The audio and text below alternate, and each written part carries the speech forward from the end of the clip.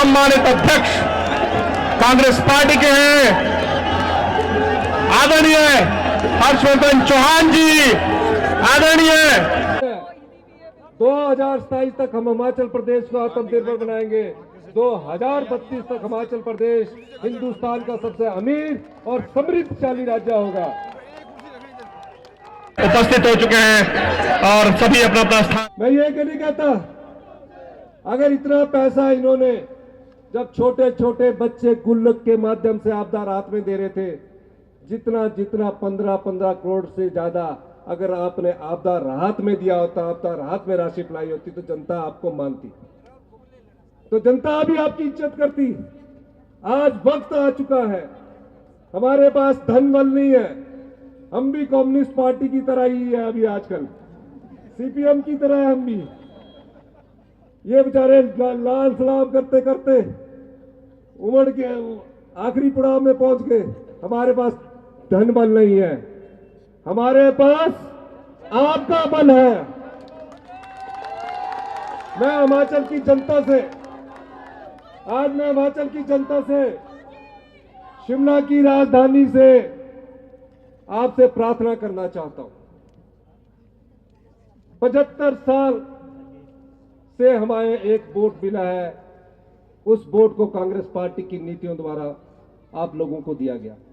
आजादी से पहले 600 साल हम गुलाम रहे, हमारे पास कोई वोट का अधिकार नहीं था।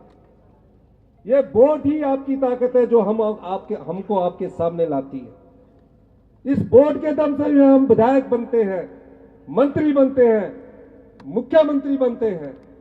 कोई भी पार्टी हो, अगर हम गलती करें हमें सजा दीजिए, लेकिन भारतीय जनता पार्टी ने हिमाचल प्रदेश की देव संस्कृति को खराब करने का कार्य किया है। इस कार्य में को खराब करके जो उन्होंने लोकतंत्र की हत्या की है और आपके वोट को खरीदने की कोशिश की है।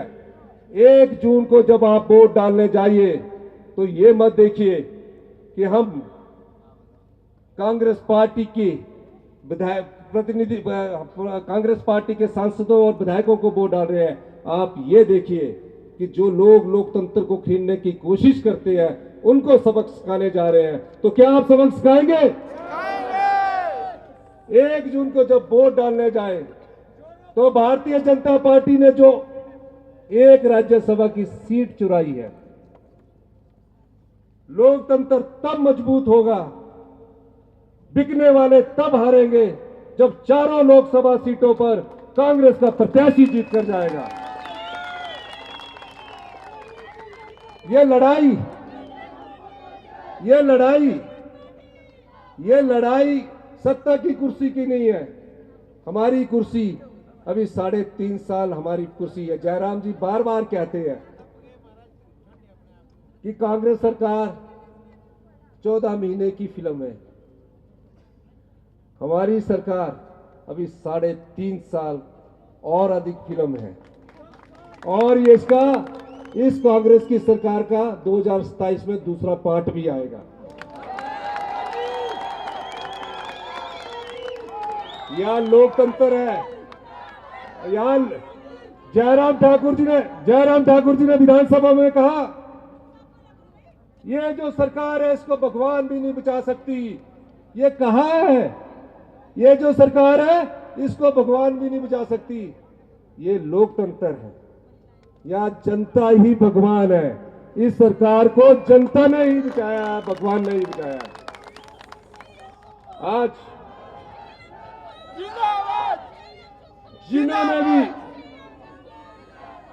जिन्होंने भी इंक्वायरी आगे बढ़ रही है,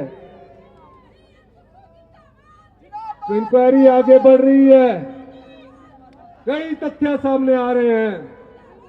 ये लड़ाई भू माफिया के खिलाफ जगह जगह से हमारे ब्लॉक के अध्यक्ष, डिस्ट्रिक्ट के अध्यक्ष और सभी कर्मठ कार्यकर्ता हैं। आप सबका हम दिल की गहराइयों से बहुत बहुत आभार व्यक्त करते हैं जो आपने इस रैली में शामिल होकर लोगों का उत्साह बढ़ाया है। हमारे विनोद सुल्तानपुरी जी जो हमारा यहाँ का बहुत ही सशक्त कैंडिडेट है, मैं बधाई देना चाहती हूँ विनोद सुल्तानपुरी जी को कि पार्टी ने आपको एक बहुत बड़ी जिम्मेदारी दी है। जैसा अभी आपने अपने भाषण में कहा कि आप यहाँ के जो मुद्दे हैं उनको केंद्र के समक्ष उठाकर उन मुद्दों को की आवाज केंद्र सरकार में रखेंगे, ऐसी हम आपसे अपेक्षा करते हैं। और जैसा आपके स्वर्गीय पिताजी ने भी बहुत लंबे अरसे तक वो एमपी रहे, उन्होंने यहाँ का नेतृत्व किया, उन्हीं के पद चिन्हों पर चलकर आप भी उनको इस इलाके को यहाँ से नेतृत्व देंगे और केंद्र में जाकर हमारी आवाज को उठाएंगे। हमें खुशी है कि इस बार बहुत युवा नेता को पार्टी ने चुनकर आपके बीच में भेजा है।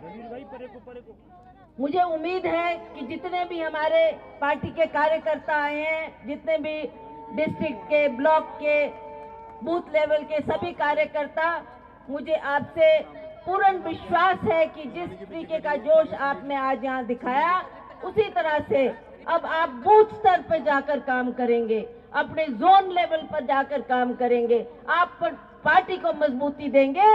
जो ये चंद से दिन हमारे हाथ में बचे हैं, उसमें आपने ये समझना कि बिंदोन सुल्तानपुरी नहीं, हम सब इलेक्शन लड़ रहे हैं, हम ही एमपी बनने जा रहे हैं। तो इस भाव से अगर आप काम करेंगे, हमारी पार्टी को भी मजबूती मिलेगी। यहाँ पर माननीय मुख्यमंत्री जी बैठे हैं, मैं इनका बहुत बहुत आभार व्यक्त करती हूँ कि इन्होंने ये 15 महीने के अंदर अंदर जो अद्भुत कार्य करके दिखाया है, वो एक हमारे लिए मिसाल है कि इतने छोटे समय में आपने बहुत निर्णायक फैसले लिए हैं। आप सभी देख रहे हैं, सरकार बनने के बाद पहली कैबिनेट मीटिंग में इन्होंने ओपीएस को लागू किया और जो ओपीएस का फायदा हुआ है वो आप सब जानते हैं। एक बहुत बड़ी मांग थी हमारी, बहुत पुरानी मांग थी, जिसमें आप चाहते थे कि हमारे जो एम्प्लॉयज है उनको पेंशन मिलनी चाहिए, और वो पेंशन भी तिगुना चौगुना बढ़कर आज सरकार ने आपको दी है। मैं आपको एक बात बताना चाहती हूँ, हमने राजस्थान में भी जब हमारी सरकार थी, हमने ओपीएस वहां भी लागू किया था। जैसे ही बीजेपी की सरकार वहां आई, उन्होंने उस ओपीएस को वापस लिया। तो ये एक आप इस बात का ध्यान रखेंगे कि कौन हमारा हितैषी है, कौन सी सरकार हमारे हित में काम करने जा रही है और उन्होंने क्या क्या काम किया है। दूसरी बात जो हमने महिलाओं को 1500 रुपए देने की बात की थी। हम भी जब जनसभा में जाते थे, लोगों के बीच जाते थे, तो महिलाओं का एक ही प्रश्न होता था, कब मिलेंगे हमको वो 1500 रुपए। मुझे आपको बताना है कि हमने वो 1500 के लिए वो धनराशि सरकार ने रखी थी और तुरंत हम उसको देने जा रहे थे। पर बीच में जो ये आपदा आई, ये आपदा की घड़ी आई, जिसकी वजह से हमें वो पैसा डाइवर्ट करके लोगों की आपदा के वक्त में उनके साथ खड़े होकर उनके मकान बनाने के लिए, उनकी भूमि के लिए, उनकी आर्थिक तौर से मदद करने के लिए सरकार ने वो पैसा वहां लगाया। अब जैसे ही वो आपदा का काम खत्म हुआ, अब हम उस पैसे को तुरंत से तुरंत हर महिला के खाते में वो 1500 रुपए देंगे। दूसरा वायदा हमने आपसे प्रेरणा लेते हुए, जो एक किसान के बेटा होने के नाते अपना पूरा का पूरा पैसा उन्होंने सरकार को डाल दिया, 51 लाख रुपए, और अपने पास कोई पैसा नहीं रखा। इस तरह के हमारे माननीय मुख्यमंत्री जी से प्रेरणा लेते हुए आदरणीय हमारे अध्यक्षा रानी प्रतिभा सिंह जी, इनसे प्रतिज्ञा से लेते हुए, इनसे आशीर्वाद लेते हुए आगे बढ़ते हुए मैं आपके सामने कुछ बातें रखना चाहता हूं। मैं इनसे कई चीज़ें सीखता हूं और मेरे पूज्य पिताजी जिन्होंने इस पार्लियामेंट चुनाव क्षेत्र का सेवा की, उनसे मैं प्रेरणा लेता हूं। और उनका जीवन शैली जो रही, उसमें साधारणता, उनके जो काम करने का तरीका और बहुत ही जुझारू तरीके से सभी से मिलने का जो उनका तरीका रहा है, उससे मैं अपने आप को समझता हूं कि मैं इस रास्ते पे चलते हुए अपने लोगों की सेवा के लिए समर्पित हूं। आज मैं आपके सामने उस दिन को याद करता हूं जिस दिन इस प्रदेश के ऊपर त्रासदी आई। इस प्रदेश के ऊपर जब त्रासदी आई तो हमारे जो अभी सांसद जी हैं वो चुप्पी साधे बैठे रहे। जब हमारे सेब के ऊपर इंपोर्ट की ड्यूटी लगी तो हमारे मोदी जी ने कहा कि मैं आपकी इसमें मदद करूंगा, पर हमारे सांसद जी फिर भी चुप्पी साधे रहे। राष्ट्रीय उच्च मार्ग जब हमारा बन रहा था उसमें जो डीपीआर बनाई गई उसमें उनकी तरफ से जो संशोधन होना चाहिए था उस संशोधन के ऊपर उन्होंने ध्यान नहीं दिया। इस वजह से 5 लोगों की जान गई। जब उसमें हमने प्रश्न विधानसभा में उठाया तो उसमें हमें यह बताया गया कि डीपीआर नहीं है। मैं ये बताना चाहता हूं, जब इसके ऊपर पूरा मंथन किया जाए और आज का जो ये दिन है इसमें यह निर्णय करना होगा कि आपका उम्मीदवार किस तरह का हो, वो आपकी आवाज़ उठाता है कि नहीं उठाता है। जब आपने ये देखा कि इस तरह की त्रासदी हुई उसमें उनकी तरफ से कोई बात नहीं रखी गई। जो प्रश्नकाल होता है उसमें प्रश्न उठा सकते थे, स्टार क्वेश्चन में लिखित तरीके से बोल सकते थे, स्पीकर साहब के सामने अपना पॉइंट ऑफ ऑर्डर रख सकते थे। ये अनेकों तरीके थे जिसके द्वारा हमारे सांसद जी हमारे लोगों की आवाज़ उठा सकते थे। पर मुझे दुखद होकर यह सूचित करना पड़ रहा है कि मात्र 2 बार वो प्रश्न उठाने के लिए 5 वर्षों में उठे।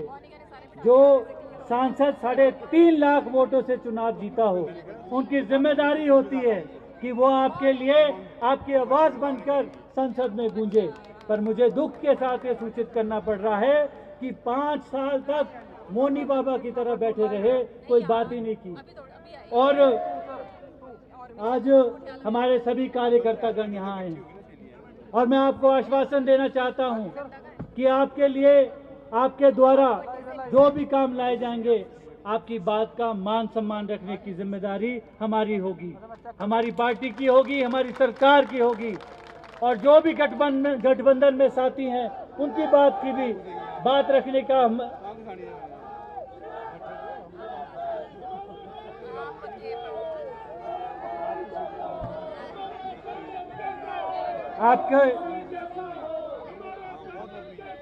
आपके बीच में आकर आपको मैं आश्वासन देने आया हूं। भाई जी अभी रुक जाओ, थोड़ा देर देखिए।